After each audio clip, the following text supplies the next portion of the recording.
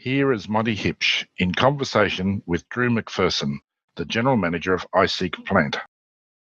Hello, today I'm talking with Drew McPherson, the General Manager of iSeek Plant, and we're going to cover off everything about wet and dry hire. Drew, can you first tell us the difference between wet and dry hire in plant and equipment? Yeah, sure. I'll do my best. I think one of the analogies that I like to use is with wet and dry hire is assimilating it with hiring a car. So dry hire would be the same as if you needed a car and you needed to drive and you needed to get someplace. You would, a dry hire arrangement would be the same as going to Hertz rental and renting the car.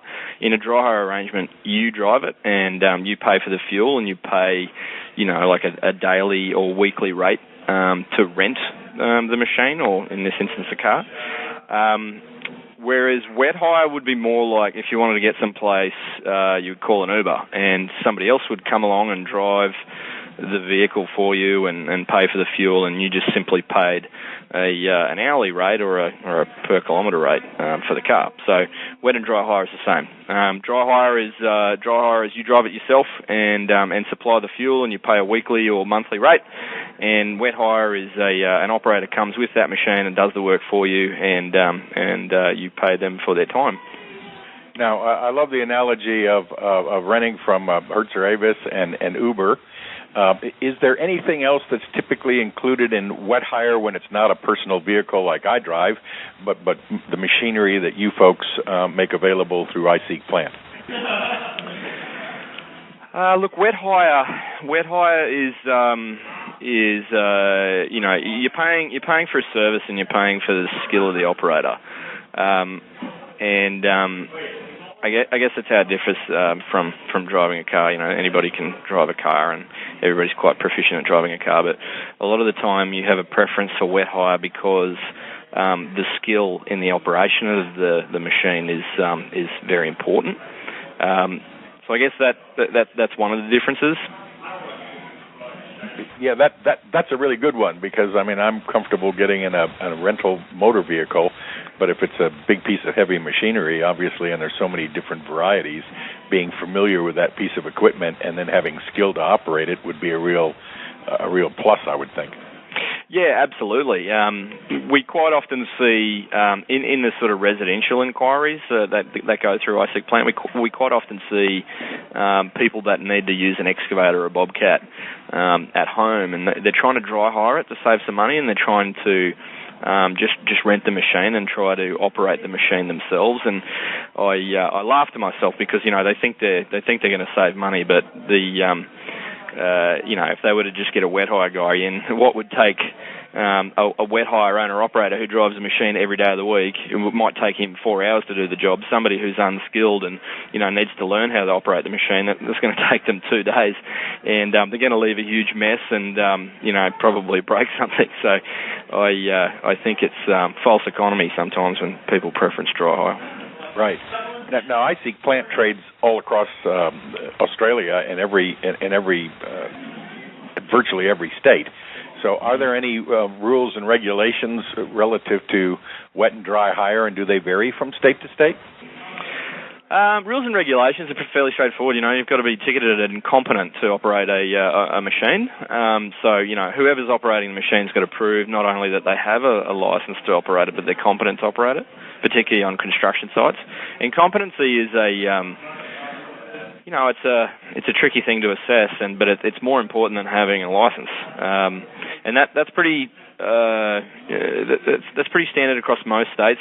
As far as preferences go, I think I see more dry hire occurring in Western Australia because most of their construction economy is based around mining, and mine sites need to dry hire equipment because they need to typically use the machine for a long period of time, so they're better off dry hiring a machine and getting their own operators in to do the work on a long-term basis. So I think in terms of preferences, Western Australia would probably over-index in dry hire compared to the others. And I think, generally speaking, wet and dry hire preferences fluctuate with the type of work that's happening in Australia. Right. Okay. And just as a curiosity for somebody who's not familiar with heavy machinery, be it wet or dry, what is included in the wet hire? Is it just the driver, or the operator, or do they include the fuel and the operating costs, or what's included in a wet hire versus a dry hire, I guess? Well, I guess traditional wet hire is it comes with the equipment and the operator, and the owner of the equipment supplies the fuel. So that's a typical wet hire agreement. There is, grey areas, and there is flexibility with most, contracts in plant hire. There is certainly times when a contractor will, ask for wet hire, but they can provide the fuel themselves because they have other things on site that they're fueling anyway. But typically, the traditional wet hire agreement is machine, operator, and fuel supplied by the equipment owner. Right. Now, this is a biased question, hopefully, towards you. Leaving WA out of it because of the dry hire environment and their mining construction stuff, how does iSeek Plant, you talked about the competency of the operator. How do you folks evaluate that when people are using your platform, and how confident are you that the wet hire arrangement is going to have a competent operator? What do you guys do to help ensure that? That's a really difficult one for us to handle, actually, because we don't get much contact with the end user, so we don't get to see how they perform, and competency and quality of an operator is one of the most important things in equipment rental. We've dabbled in an endorsement feature on the site, so that's a publicly used endorsement feature. We try to steer away from ratings and reviews in equipment rental because there's two sides to every story, and we find that in the online space, people only get on and rate somebody if they're annoyed, and there's very little positive endorsements floating around out there in the internet space. It's usually a place where a lot of trash gets spoken. But what we've done is we've built an endorsement feature which is similar in a way to what LinkedIn uses. LinkedIn uses a positive only endorsement feature. So in a nutshell, if you can't say something nice, then you can't say anything at all.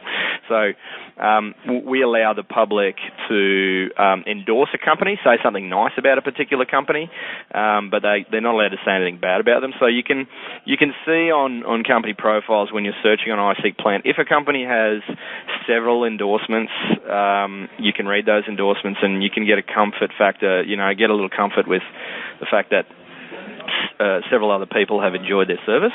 And then there's other plant hire companies in their tiles that don't have any endorsements, so obviously they've struggled to get any positive reviews at all. So that's about as good as we can get at the moment in terms of operator quality and competency. Yep. Okay. Good. Drew, we're just coming into the silly season, Christmas time, 2017, moving into 2018. Are you seeing any trends, wet, dry hire, because of all the volume of machinery that goes through your platform, through iSeek Plant? Yeah, I would say wet hire is more popular at the moment in Australia, generally speaking, particularly on the East Coast. When we launched iSeek Plant in 2012, I would have said that the preference was for dry hire. Back in 2012, 2013, we were still building a few coal mines, and there's a lot of long-term projects that were on. And when you see long-term projects and mining projects, you typically see a bit more uptake in dry hire. At the moment, we've got a lot of road projects and infrastructure projects that are typically 6 to 12 months in duration, and anything of that sort of duration, the contractors that are building these projects, they can't afford to keep their own operators, so they prefer to get a wet hire person in to do the equipment work. So yeah, we're seeing a lot of wet hire work. There's still also a lot of dry hire work, but I would say it's a little bit over-indexing in wet hire, and I think it'll probably stay that way well into 2018. Right. One last question: is there any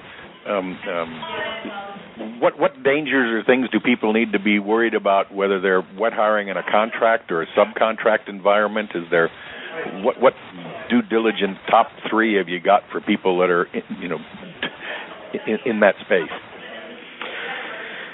I think it all comes down to safety and competency again. Good. Safety. The wet hire. The thing I like about wet hire, and the thing that I liked about wet hire when I was renting equipment as an engineer, was that the wet hire operators are typically smaller companies, and for short-term projects,